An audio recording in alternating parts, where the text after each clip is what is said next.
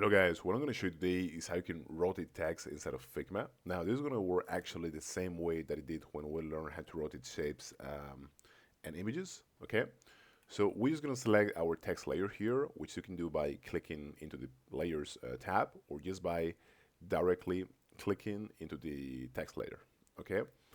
And now you want to go to the corners of this rectangle and you want to find this button here, this arrows button. And now you want to start dragging your text until you're happy with it. Now, keep in mind that this is going to actually rotate from this cross here, which is like the center. Okay, so you may have to displace it afterwards. Okay, you might have to do translation after. Okay, in order to be happy with this position here. All right. Now, after you're happy, you can just put the text here. And you can also, by the way, use this tab here, this transform tab, okay? And you can put the angle that you want to rotate it by, like here. And you can also rotate 90 degrees or do like a mirror text, okay?